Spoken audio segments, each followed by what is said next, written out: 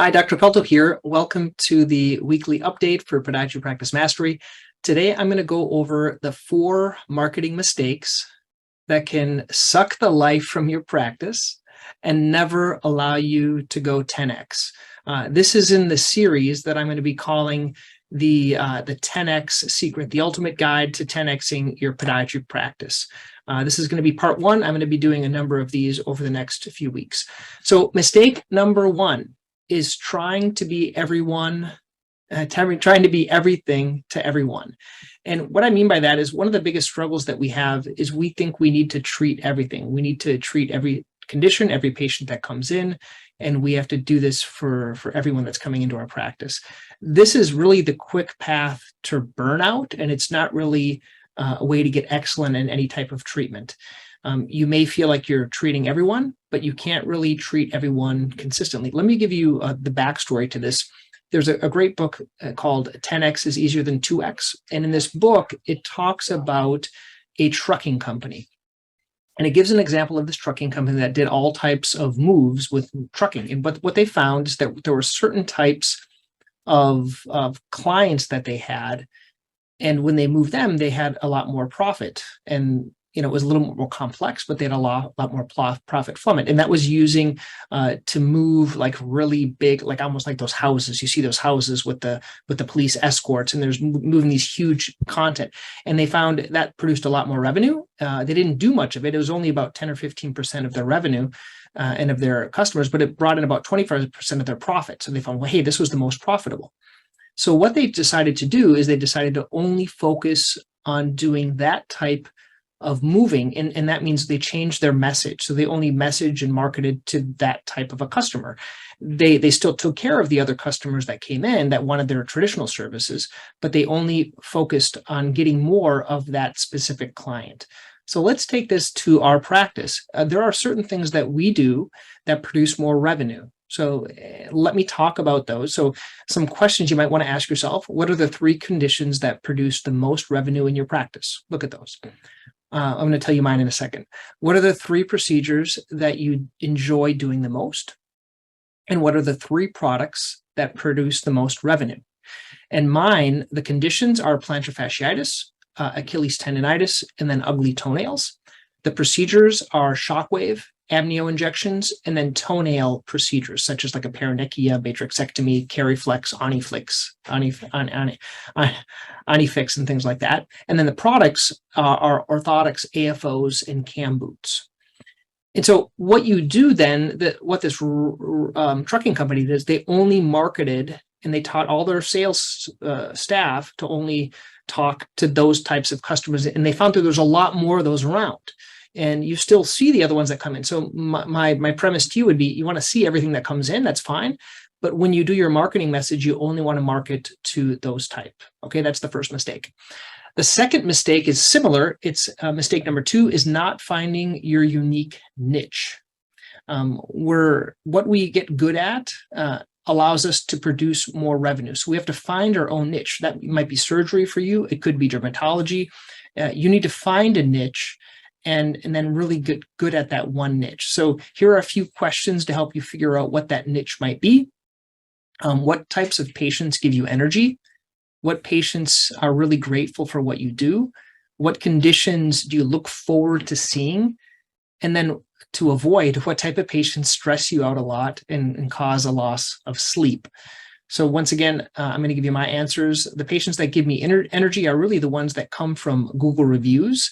They've watched my videos and they're totally prepared before they come to see me. So those are the ones I like to see more of, and the ones that have watched all my videos. What ones I'm grateful for, and my patients are really grateful for when they do it? Well, one is having a great looking toenail after doing a Cariflex procedure. They tend to cry. They tend to be emotional about it. So they're very grateful.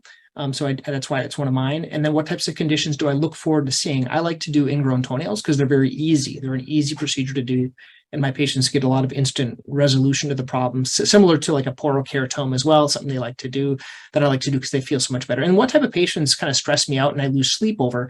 Well, the surgical complications and very complicated patients, and then patients with neuropathy where I don't have a great solution. So those are the ones I try to avoid. So mistake number 2 is not finding your unique niche. And then mistake number 3 is not focusing your attention on what brings in revenue. And this is something that I confess that I had a hard time with in the past. I was just having my attention on everything instead of anything very specific. No, but don't think less of me because, we're focusing on revenue, but we have to have revenue to make our practices work. And it's nice to do what is helpful to everyone, but you still have your student loans to pay off. You still have to take care of your family. And in the past, what I used to do is I treated everyone the same way, and I would spend the 20 minutes talking about all the different treatments. So for example, I would talk about for callus, I would do the Dr. Jill's pads. I was talking about trimming it down. I would talk about different types of shoes with greater cushion, but that didn't really bring in the revenue. What I found is that what brings most of the revenue is an orthotic. So at this point, what I do is I give away the pads. I give them recommendations for shoes, but then I talk to them about the orthotics because it brings in more revenue. And there are certain procedures and certain codes that bring the most revenue in your practice, and we need to focus on that. If you're uncertain, you can pull a record. Very frequently, I pull a record. I get it once a month, and it says what things bring in the best revenue. So let me just share a few examples here from mine. I'm reading it here right now. So I like to track everything that produces over $100 in revenue. So for example, this is in June 2023 when I'm recording this. So for orthotics, there was 26 of those that brought in almost $15,000. So that was number one. So if I'm going to focus on one thing, I'm going to focus on doing more orthotics. Second thing was a 99213, which is a level 3 patient visit. There's a lot of those, and that brought in about another 14,000. And then if you go down, there was EPAT. So I have EPAT single, and I have EPAT combo, which would be a single. A single would be the radial, and the other one would be EPAT with radial and focused. And they brought in either 6,000 and 3,000 combined. So, and then I also have ViaFlow, which is an amnio injection, and there were 4 of those that brought in 6,000. So these are like the high level ones, and those are the ones that you should focus on doing more. And if you're doing marketing messages, you want to do marketing messages that'll speak to those types of treatments. So that's mistake number 3. And mistake number 4 is not giving great quality, or we call it comprehensive care. And this is a tip that I learned at the AAPPM. If you haven't been to one of their meetings, this is a shout out to the organization. It's a great organization. It's going to teach you. Go if you're starting practice, pay for it on your own. Go to the meetings. I went to many of them, and it helped develop this practice management mindset. But we have an obligation to give comprehensive care to our patients.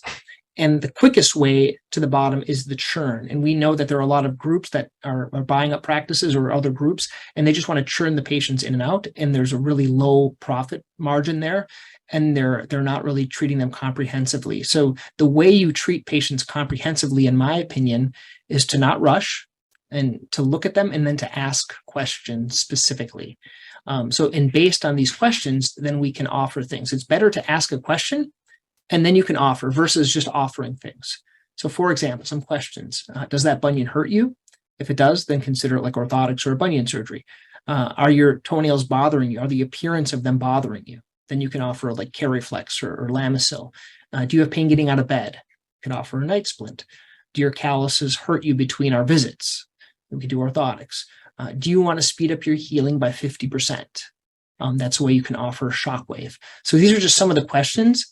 But if I were you, I would write out what your dream customer would want, and then you can kind of practice offering them some of those things.